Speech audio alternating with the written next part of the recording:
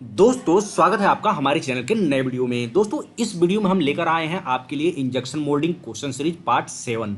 दोस्तों जो लोग पुराने होंगे उनको पता होगा कि हम क्वेश्चन सीरीज बना रहे हैं इंजेक्शन मोल्डिंग इंटरव्यूज में पूछे जाने वाले और डिफरेंट टॉपिक्स पे हमने बना रखे हैं और आगे भी बनाने वाले हैं। और ये सारे वीडियो हमारे चैनल के इंजेक्शन मोल्डिंग क्वेश्चन सीरीज नामक प्लेलिस्ट में रखा हुआ है, आप वहां जाके सारी वीडियोस को देख सकते हैं।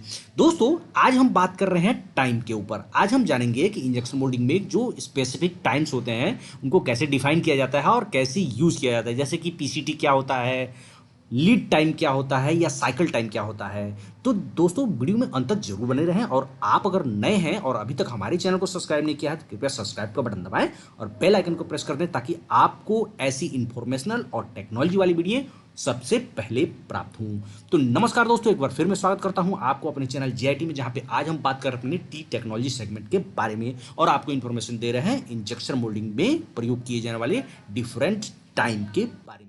देखते हैं दोस्तों सबसे पहला टाइम क्या है। सबसे पहला है साइकिल टाइम क्या होता है। तो दोस्तों साइकिल टाइम इंजेक्शन मोल्डिंग में मोल्डिंग के सभी चरणों को पूरा करने के लिए जितना टाइम लगता है उसे उस प्रोडक्ट का साइकिल टाइम कहते हैं। जैसे कि मोल्ड के स्टेप्स है, जैसे mould closing, filling, cooling, opening, ejection इत्यादि। दूसरे हम चित्र से समझते हैं, जैसे कि मान लीजिए यहाँ पहले इंजेक्शन होता है, फिर पैक और होल्ड होता है, फिर कूलिंग होता है, फिर मोल्ड ओपन होता है, फिर प्रोडक्ट इजेक्ट होता है, फिर से मोल्ड क्लोज होता है और फिर से वहीं शुरू में आ जाते हैं इंजेक्शन पे। तो इंजेक्शन से लेके मोल्ड क्लोज तक जितना टाइम लगता है उसको उस प्रोडक्ट का कंप्लीट साइकिल टाइम कहते हैं। दोस्तों अगला क्वेश्चन है इंजेक्शन टाइम क्या होता है। तो आइए जानते हैं। प्लास्टिक प्रोडक्ट को पूरी तरीके से भरने के लिए जितना समय मशीन द्वारा लिया जाता है उसे इंजेक्शन टाइम कहा जाता है। दोस्तों मुख्यतः प्रोसेस सेटिंग में फिलिंग टाइम से इंजेक्शन टाइम थोड़ा सा ज़्यादा रखा जाता है, यानी कि प्रैक्टिकली पहले देखा जाता है कि कितनी देर में फिल हो रहा है प्रोडक्ट, वह पीएलसी में देखकर हम उससे थोड़ा सा ज़्यादा 1 सेकंड या आधा सेकंड बढ़ाकर रखते हैं यदि हम फिलिंग जो है टाइम बेस कर रहे हैं। और यदि हम स्टेज बेस कर रहे हैं तो उसमें हमें इंजेक्शन टाइम जनरली नहीं दिया जाता है, या दिया जाता है तो वो अपने आप लेता है। इंजेक्शन मोल्डिंग मशीन जितने टाइम में भरता है उसके बाद दूसरे टाइम पे स्विच हो जाता है। दोस्तों अगला है होल्ड डाउन टाइम क्या है या होल्डिंग टाइम क्या होता है और इसे क्यों दिया जाता है। तो दोस्तों क्या होता है, इंजेक्शन मोल्डिंग में कैविटी बैक प्रेशर को होल्ड करने के लिए, यानी कि जैसे इंजेक्ट करके भरा जाता है तो क्रिया का प्रतिक्रिया बल लगता है और कैविटी बैक प्रेशर मारती है, यानी कि मटेरियल को पीछे की तरफ ढकेलती है। तो उसको रोकने के लिए मटेरियल को होल्ड करके रखा जाता है प्रेशर के द्वारा कैविटी में, और इसमें जो टाइम लगता है उसे होल्डिंग टाइम कहते हैं। दोस्तों होल्डिंग टाइम मुख्यतः डायमेंशनल स्टेबिलिटी के लिए दिया जाता है, यह प्रोडक्ट के श्रिंकेज को भी बचाता है। अगला क्वेश्चन है ड्वेल टाइम क्या होता है। आइए समझते हैं। दोस्तों इंजेक्शन मोल्डिंग में पिघले हुए मटेरियल को पर्टिकुलर मोल्ड टेम्परेचर पर कुछ देर तक दबाव में यानी कि प्रेशर में रखा जाता है, कूलिंग से पहले, जस्ट कूलिंग से पहले। तो इसमें लगने वाला जो समय होता है उसे ड्वेल टाइम कहा जाता है। दोस्तों इसमें क्या होता है कि कूलिंग से जस्ट पहले जो मटेरियल को प्रेशराइज करके रखा जाता है उसको ड्वेल टाइम कहा जाता है। एक्चुअली में ड्वेल टाइम लगभग लगभग होल्डिंग टाइम से मिलता जुलता होता है, परंतु ड्वेल टाइम आपका टाइम बेस्ड इंजेक्शन में रखा जाता है, पोजीशन बेस में नहीं हो पाता है। यानी जैसे टाइम बेस आप रख रहे हैं तो उसमें क्या होता है, सपोज डैट आपका प्रोडक्ट 7.5 सेकंड में भर गया और आपने वहाँ पे 8 सेकंड का इंजेक्शन टाइम दे रखा है, तो वो इंजेक्ट करता रहेगा आपका 8 सेकंड तक, यानी कि 0.5 सेकंड यहाँ पे ड्वेल टाइम हो गया। या आपने 9 सेकंड दे रखा है तो 1.5 सेकंड आपका ड्वेल टाइम हो जाएगा। अगला क्वेश्चन है रिफिलिंग टाइम क्या होता है।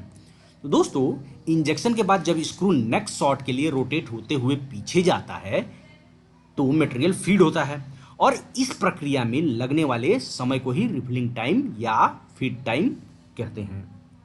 अगला क्वेश्चन है रेजिडेंस टाइम क्या होता है। दोस्तों किसी भी इंजेक्शन मोल्डिंग मशीन के बैरल में किसी भी प्लास्टिक मटेरियल के द्वारा बिताए गए समय को रेजिडेंस टाइम कहते हैं। या दूसरे शब्दों में समझते हैं दोस्तों, कि हॉपर में मटेरियल फीड होने तक, यानी कि यहाँ पे हॉपर में मटेरियल जो फीड हो रहा है और इंजेक्शन होने के बीच में प्लास्टिक मटेरियल जितनी देर बैरल के अंदर रहता है उसे मटेरियल का रेजिस्टेंस टाइम कहते हैं। दोस्तों हमने रेजिस्टेंस टाइम के ऊपर पूरा एक वीडियो बना रखा है, उसका लिंक हमने नीचे दिया है, आप चाहे तो उसको आप देख सकते हैं लिंक पर क्लिक करके। अगला क्वेश्चन है कूलिंग टाइम क्या होता है और क्यों दिया जाता है। तो दोस्तों मोल्ड में पिघले हुए मटेरियल को सॉलिडिफाई यानी कि सॉलिड करने के लिए उसे एक निर्धारित समय तक मोल्ड के अंदर रखते हैं और पानी के सर्कुलेशन द्वारा ठंडा किया जाता है, जैसा कि आप इमेज में देख सकते हैं। इस पूरी प्रक्रिया में लिया जाने वाला समय जो होता है कूलिंग टाइम होता है। कूलिंग टाइम मुख्यतः जो होता है पूरे साइकिल टाइम का 55% से 70% तक हिस्सा होता है।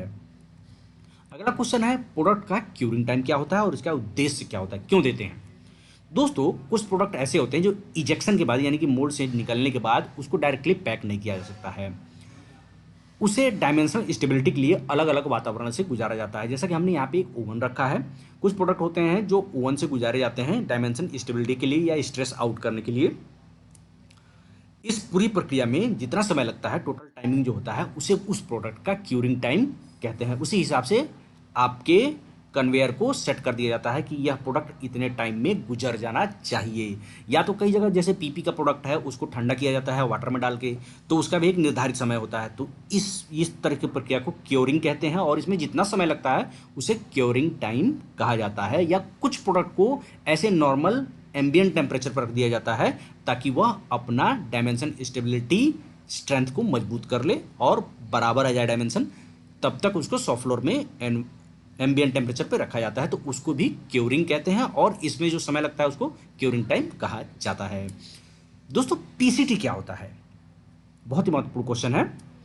पीसीटी का मतलब होता है प्रोडक्ट चेंज ओवर टाइम। अब प्रोडक्ट चेंज ओवर टाइम क्या होता है आइए समझते हैं। जैसे मान लीजिए हम किसी मोल्ड पे लिड यानी ढक्कन का मोल्ड चला रहे थे और हमने मोल्ड चेंज कर दिया और मोल्ड क्या लगाया, एक टिफिन बॉक्स का मोल्ड लगाया। तो दोस्तों लास्ट गुड प्रोडक्ट और फर्स्ट गुड प्रोडक्ट यानी कि लीड का जो गुड प्रोडक्ट है और फर्स्ट पीस जो है अपने टिफिन का, इसके बीच में जो भी समय खर्च हुआ, जो समय लगा, उसको पीसीटी या प्रोडक्ट चेंज ओवर टाइम कहते हैं।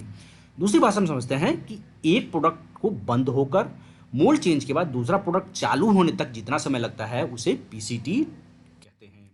पीसीटी क्या होता है, शट डाउन टाइम, यानी कि पहला मोल्ड जो है बंद हुआ उसमें जितना टाइम लगा बंद करने में वो टाइम, प्लस मोल्ड चेंज का टाइम, प्लस दूसरा मोल्ड नेक्स्ट मोल्ड जो है चालू हुआ स्टार्टअप टाइम। इन तीनों टाइम्स को मिलाकर जो पूरा समय होता है उसको पीसीटी यानी कि प्रोडक्ट चेंज ओवर टाइम कहते हैं।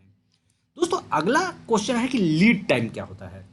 लीड टाइम क्या होता है दोस्तों, किसी भी प्रोडक्ट को ऑर्डर से लेकर डिलीवरी तक जितना समय लगता है उसे प्रोडक्ट का लीड टाइम कहते हैं। जैसे कि मान लीजिए आपके पास ऑर्डर आया, आपने प्रोडक्ट को बनाया और कस्टमर तक डिलीवरी किया, तो इस प्रक्रिया में पूरा जो समय लगता है उसको उस प्रोडक्ट का लीड टाइम कहते हैं। दोस्तों आज का ये क्वेश्चन सीरीज आपको कैसा लगा नीचे कमेंट बॉक्स में जरूर बताएं और यदि आपका कोई सजेशन है तो वो भी आप नीचे कमेंट बॉक्स में लिख सकते हैं। तो दोस्तों ऐसे देखते रहिए, सपोर्ट करते रहिए, लाइक कीजिए, कमेंट कीजिए और सब्सक्राइब करना बिल्कुल ना भूलें। दोस्तों मिलते हैं अगले वीडियो में, तब तक के लिए जय हिंद जय भारत।